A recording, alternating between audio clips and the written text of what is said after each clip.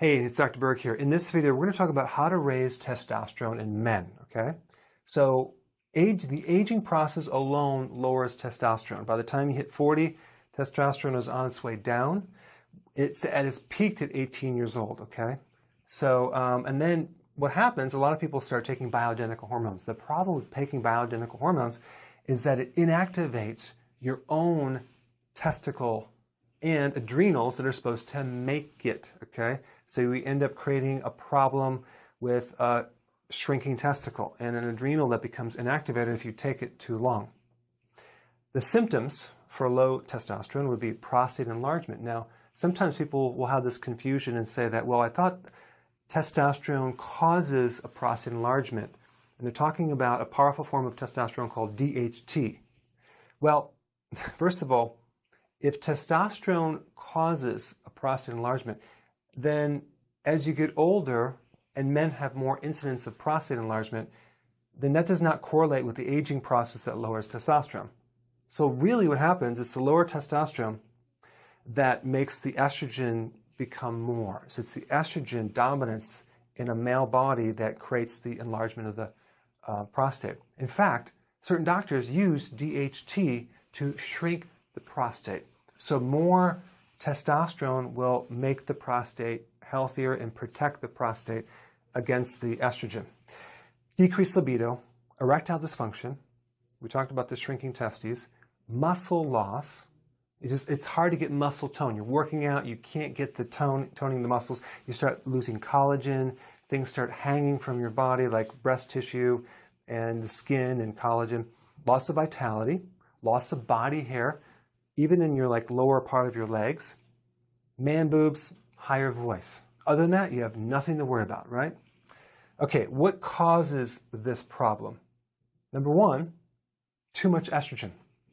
It's in the meats, it's in the dairy products, it's in the food, GMO food. That's why you have to do organic, hormone-free.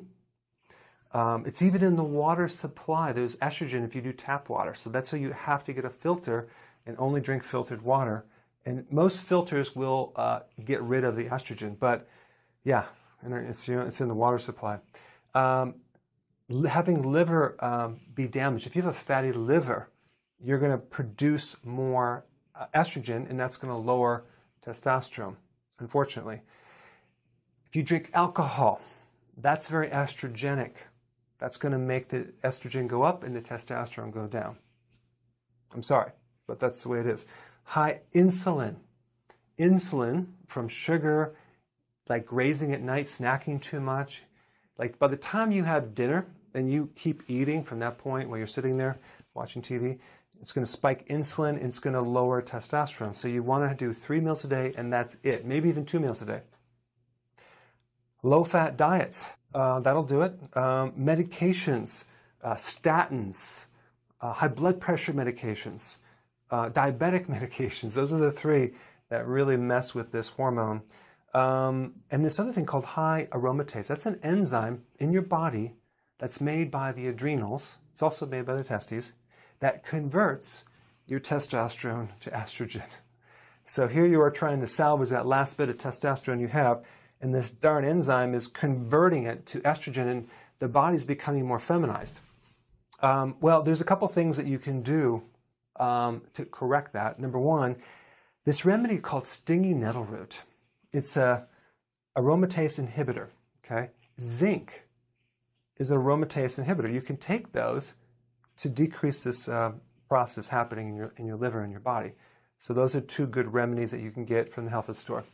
The other thing is to increase growth hormone. Growth hormone is the anti-aging hormone. Growth hormone is made by the pituitary and it works through your liver. Wherever growth hormone goes, testosterone follows. So there's several things that will increase growth hormone. Eating a moderate, not high amount of protein with each meal.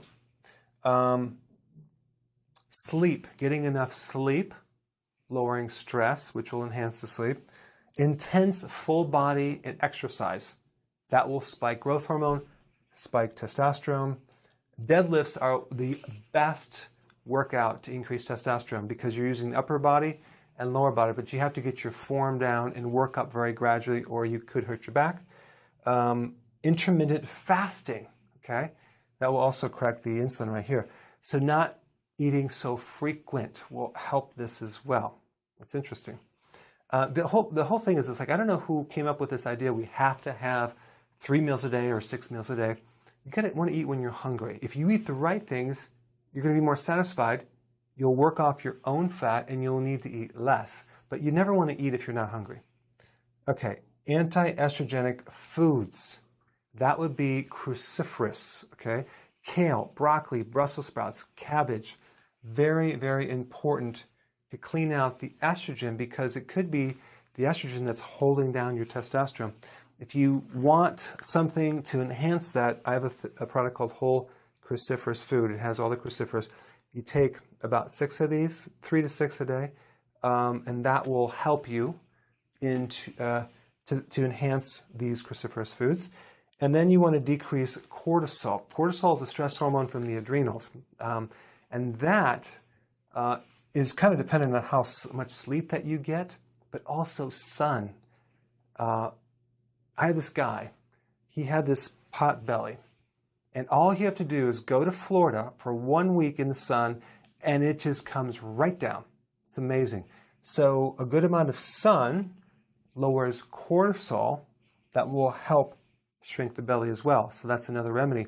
Yes, you can do vitamin D in the winter, but if you can get some sun, that would help lowering cortisol. Okay? So these are just some tips to help you enhance this hormone. So put your comments below. Thanks for watching.